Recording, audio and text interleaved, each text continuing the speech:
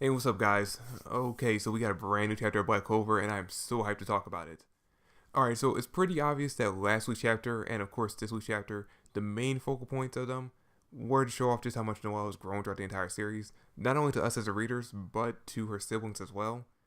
And if you pay attention, like, I might have been reading a little bit too much into it, but if you pay attention to the very first page of the chapter and a few events that happened during the chapter, you can also get a subtle hint that, like, Tabata Yuki might be subtly foreshadowing the fact that later on in the series, we actually might see Noelle, Nebra, and Solid, all three of them, get stronger than they used to be because of Noelle's influence. And the main reason why I say that is because of the very first page of the chapter, where we basically find out what's up with the Royals and their magical abilities. So on the first page, we end up finding out that Royals are basically born prodigies. So they're born with an immense, like, and I mean extremely large amount of mana. And they're born with the natural abilities to not only control their mana, but to control their magical abilities without having to train or even put their lives on the line fighting on a battlefield.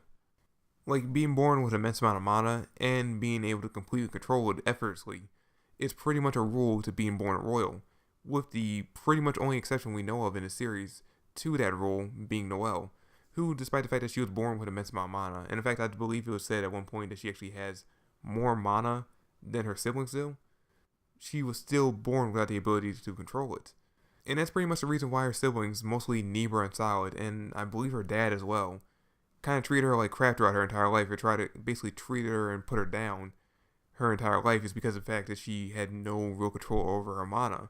So she was kind of an embarrassment to the royal name. But despite the fact that Noelle was born without any control of her mana, we still see Noelle in this chapter being the only one left standing and single-handedly taking on an opponent that took out all three of her siblings. And the reason why Noelle was able to do this is because she did the one thing that the first page of the chapter said the royals never do. She trained and worked hard to get to this level. Because, like I said, alright, in the beginning of the series when she was first introduced, Noelle had completely no control over her mana whatsoever, and she could barely use any spells. But each time she went on a mission with the Black Bulls, we saw her working hard, like working herself to the bone, in order to be useful in their missions, despite the fact that she had no real control over her mana. Then fast forward to the Water Temple arc, we see Noelle train as hard as she can to finally learn how to control her mana effectively, to the point where now she has complete control over it, like she was naturally supposed to be able to because she was born a royal.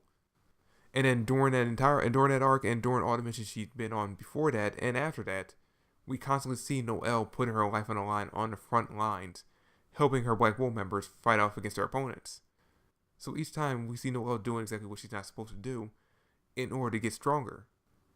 And because of that, as we see in the chapter, and as we saw in the beginning of the last chapter, Noelle, despite the fact that she was born with no magical ability to control her mana, and really no magical abilities or magical attacks whatsoever, we basically see her being the only one effective against this elf. And not only do we see it as the readers, but we also see that Noelle, Solid, and possibly Nebra, she might be unconscious at this point, but she might still be watching.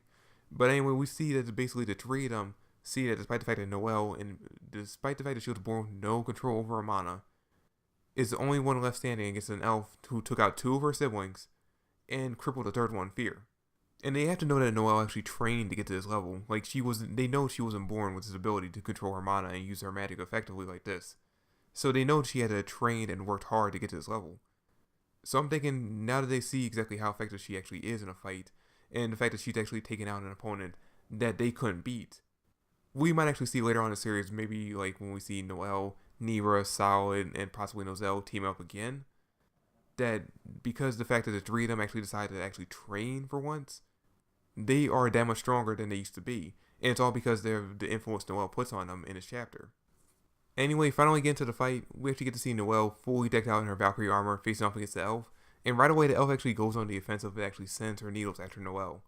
Which, this part of the chapter is actually kind of interesting because of the fact that in previous chapters the elf stated that her needles will always hit their mark, but in this chapter we actually see Noelle pretty much dancing around the needles, dodging them without any effort whatsoever.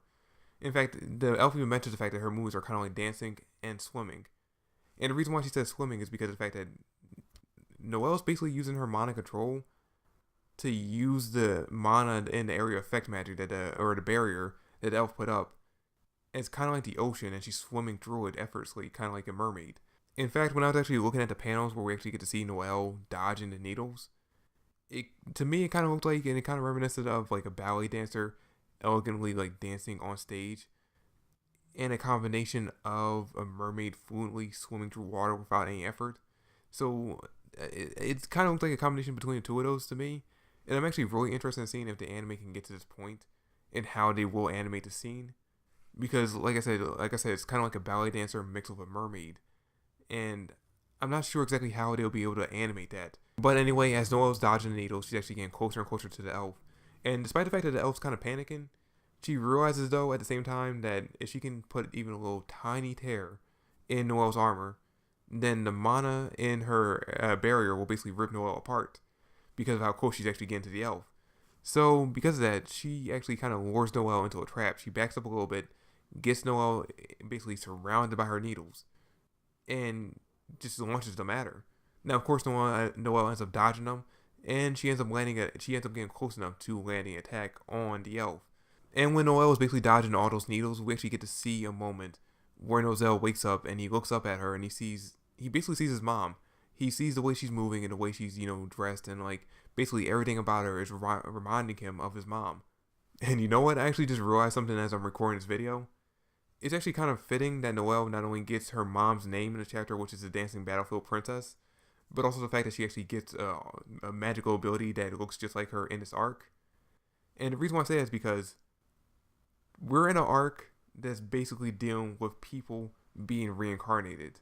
Now, I might be reading a little too much into this, and I might be like reaching a little too far, but I think the fact that we're in this arc where we're dealing with people being reincarnated, and the fact that Noelle not only gains her mother's abilities, but also looks just like her and has the immense amount of mana that her mother had, I think this might be Tabayuki's subtle way of basically telling us that Noelle is actually the reincarnation of her mom.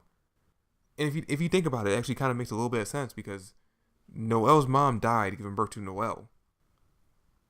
And now we have Noelle who has the same amount of mana, same like immense amount of mana that her mother had. She's an attack type mage, just like her mother was.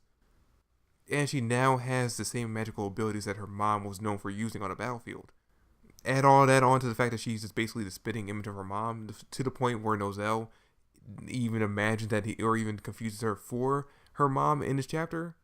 It's not that hard to believe that this theory might actually be right. But then we actually get to see Noelle push past her limits again and finally pierce through the shield and attack the elf and taking her out and actually getting the W. And this is actually a really cool moment, because during this time when she's actually about to when she's attacking the elf, we see the compass basically start to go haywire, start spinning out of control. And then Noelle gets this badass line where she says that basically everything her mana touches is her domain. And that's exactly when she pushes through the shield, pierces the enemy, and takes her out. So yeah, Noelle actually finally has her own official win, without any help from anyone else. No Asta, no Noelle. I mean, sure, Noelle kind of helped out in the last chapter a little bit, but this fight is pretty much all Noelle's victory.